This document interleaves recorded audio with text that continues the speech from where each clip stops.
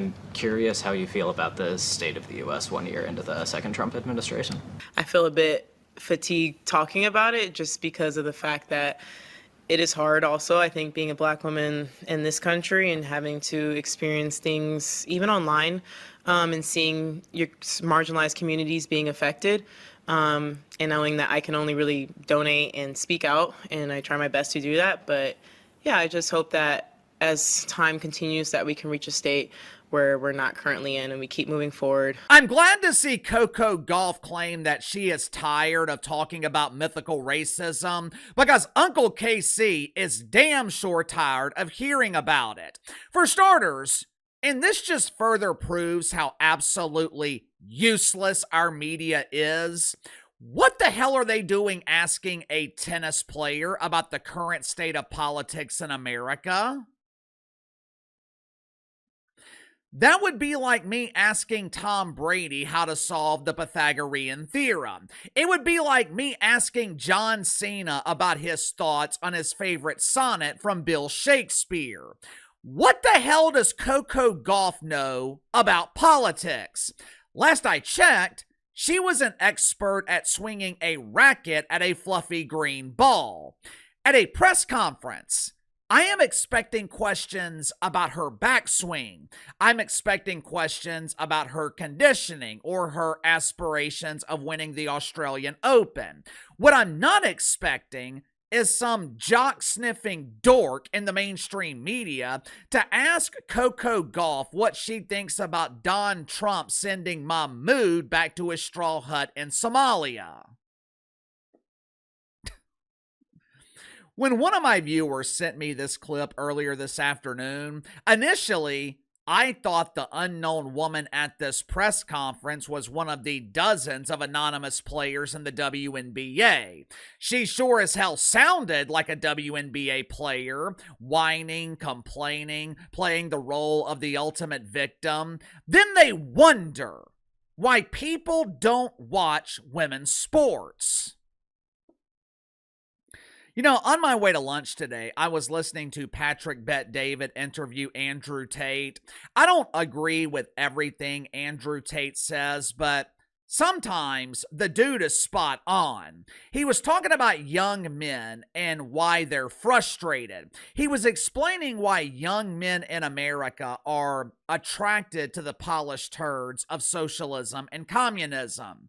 I feel bad for the young men in Gen Z, and I don't think this gets talked about enough.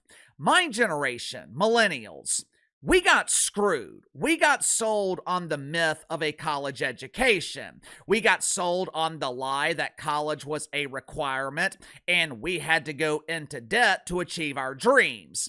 But at least our dreams were still attainable. I bought my first house at 26 years old. I wasn't making a lot of money at the time, but I was still making enough to save 15% for retirement in my 20s, and I'm so glad that my dad convinced me to start young, because now that I'm 41, my retirement accounts are thriving and I haven't contributed a dollar to them in the last 4 or 5 years. But young men in Gen Z, I understand why they believe the system is set up against them. They can't afford rent, much less affording a mortgage. They can't get a girlfriend because the one thing women value the most in relationships is security. Young men today, they can't provide financial security. They don't want to get a job because the pay at most jobs is the drizzling shits.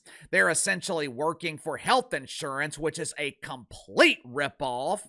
To make matters worse, young men today are being taught to be the ultimate victim. They're being taught to whine and complain instead of doing what men are supposed to do, which is make shit happen.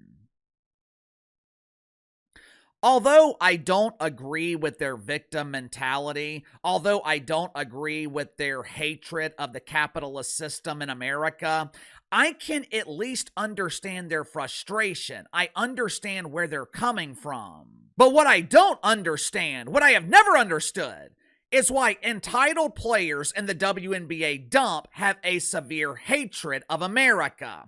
For years, the WNBA's hatred of America has been speculation. We have known of players like Natasha Cloud. We've known of a handful of players in the dump who hate the country, the same country that gave them the opportunity to be paid to pretend to play basketball. But it's been described as unfair to label the entire league as an America-hating dump. Until now. Last night, we were given proof that the vast majority of players in the WNBA hate America, which is fine because I promise you, the feeling is mutual. Make sure to like and subscribe. You can follow me on Twitter at KC_BTL84. Link to the second channel is in the description below. Earlier today on the second channel, talked about a porn star being pissed off at ESPN because they showed her face for 3 seconds on national television Monday night during the national championship game. I guess she was mortified because America was seeing her on camera for the first time fully dressed. I explain why I believe Abella Danger is using this fake outrage to generate free publicity. So if you haven't already, click the link in the description below, subscribe to the second channel. Last night, something called VoteHub released data that was compiled by some dude named Peter Lutz. Pete looked up public voting records for athletes in the Big Four leagues in America: the NFL, the NBA, Major League Baseball, the NHL. For reasons unknown, Pete decided to include the WNBA dump in his research. I'm not sure why the WNBA would be included in a study of real sports leagues. With the basketball and the dump being pretend, you would think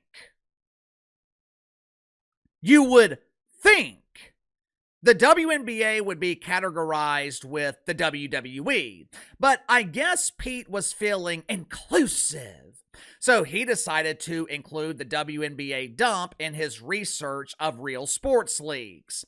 Pete looked up the voting records for athletes to determine which leagues were Republican and which leagues consisted of doofus Democrats. Translation: Pete wanted to know which leagues consisted of normal people and which leagues consisted of dorks who play Dungeons and Dragons.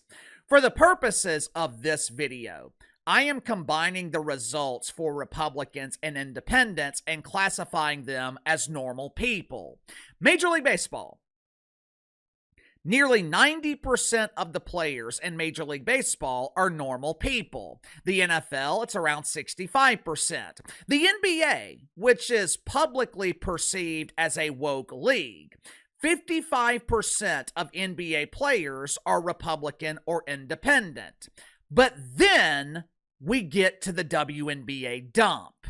As you can see, almost 68% of WNBA players identify as doofus Democrats, which means nearly 68% of WNBA players hate the capitalist system in America. This also confirms what we have known all along. The WNBA is without a doubt the wokest league in the country. But what this perfectly illustrates to me, this perfectly illustrates why the WNBA is struggling. It perfectly illustrates why they're having a hard time negotiating a new collective bargaining agreement. Natasha Cloud is a proud communist. A sizable portion of the Party of the Donkey, which 68% of WNBA players support, a growing number of doofus Democrats are proud communists, proud socialists. One of the primary tenets of communism, taking money from people who are capable of generating revenue and giving that money to people who are not capable of attracting pocket change with the assistance of a magnet. One of the main points of contention in negotiations for a new CBA, WNBA players are demanding money they haven't earned, and the league ain't willing to give it to them. It is the ultimate battle between capitalism and communism.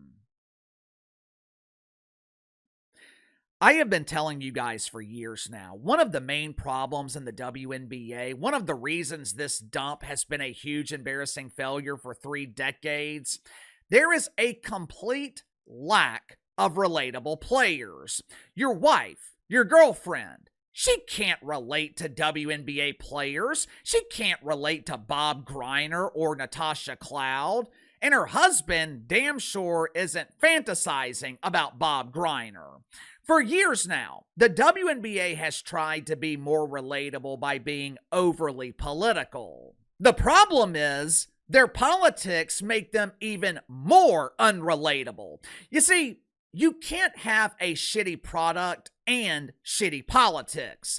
This is why Caitlin Clark was such a phenomenon. This is why Caitlin Clark, Sophie Cunningham, this is why they were so appealing. For decades, the WNBA has marketed players that appeal to a microscopic demographic.